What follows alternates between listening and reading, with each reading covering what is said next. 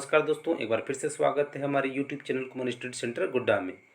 आज हम बाल विकास टॉपिक लेके आए हैं सीटेट और एस्टेट को देखते हुए। अगर आप हमारे चैनल पर नए हैं तो चैनल को सब्सक्राइब करें, वीडियो को शुरू से अंत तक जरूर देखें। अगर वीडियो आपको हेल्पफुल लगे तो लाइक और शेयर जरूर करें। तो चलिए शुरू करते हैं आज के इस सेशन को। विकास का अर्थ एवं प्रकृति के बारे में हम आज जानने वाले हैं। विकास का अर्थ एवं प्रकृति। विकास एक ऐसी प्रक्रिया है जो सतत चलती है।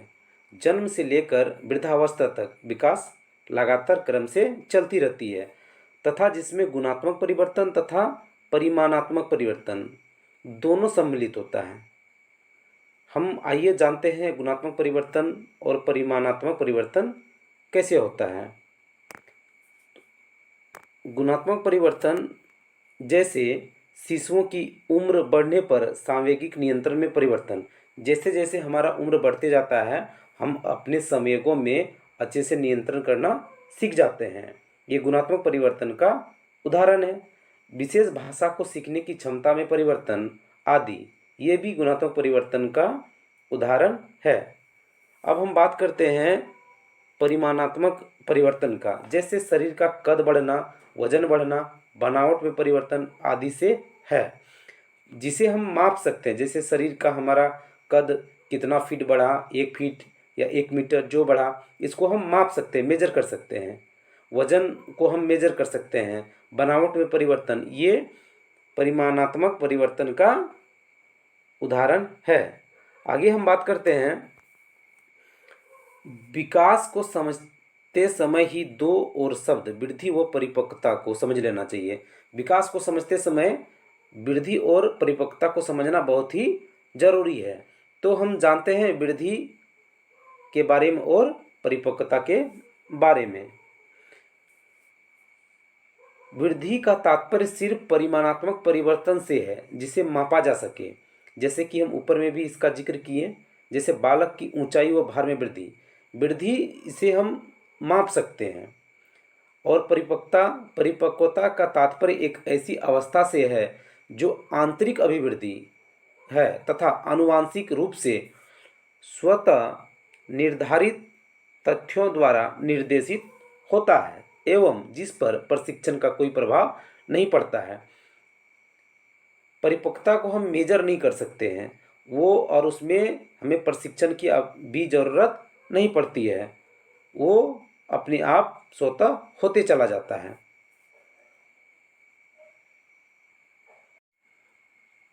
परिपक्वता के उदाहरण बच्चे खिसकना, घुटने के बल चलना, खड़ा होना, दौड़ना आदि ये परिपक्वता के उदाहरण है। बच्चों को खिसकने के लिए हमें प्रशिक्षण देने की आवश्यकता नहीं है, वह स्वतः ही खिसकना व घुटने के बल चलना सीख जाता है।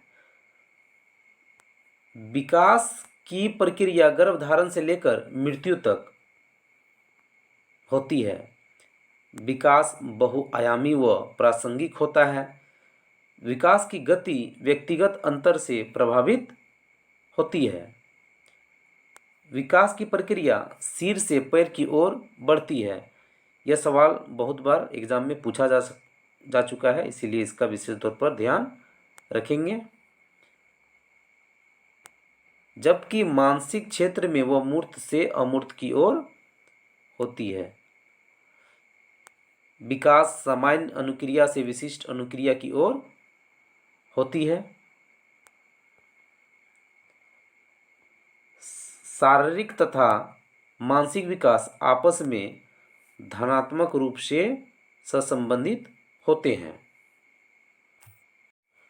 अब हम आइए बात करते हैं विकास के नियम व उपयोगिता। विकास के नियम व उपयोगिता। पहला पॉइंट है विकासात्मक पैटर्न पूर्व प्रसूति काल में तथा जन्म के बाद भी एक खास क्रम में होता है।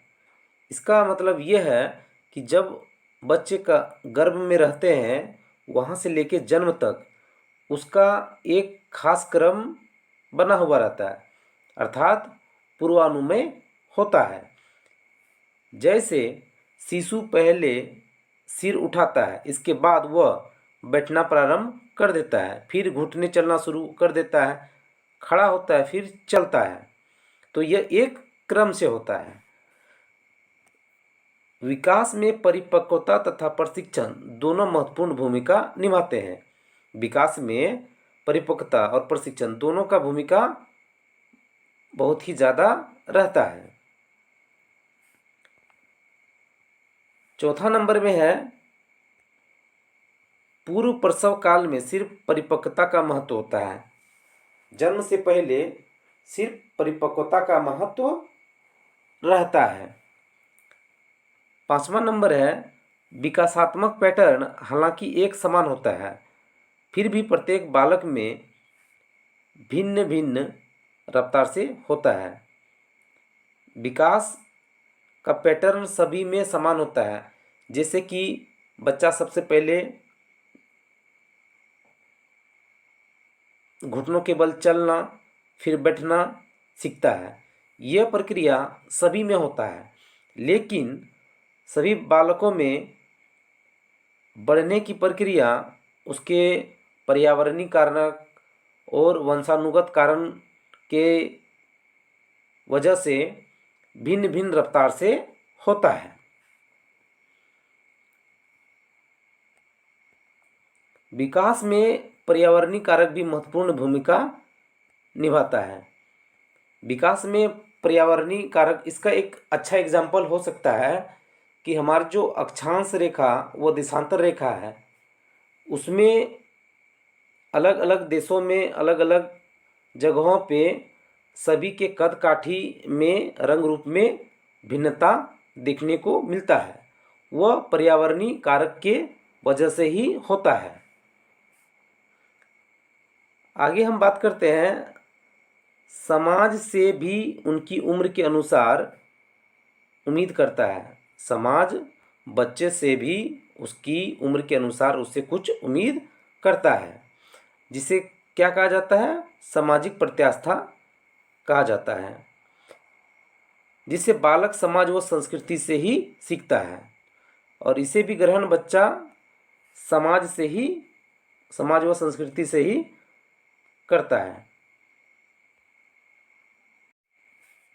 हम बात करते हैं हम 8वां नंबर का, विकास के नियम अर्थात विकास के पैटर्न की जानकारी यदि माता पिता व शिक्षकों को हो तो दोनों के लिए फायदेमंद होती है।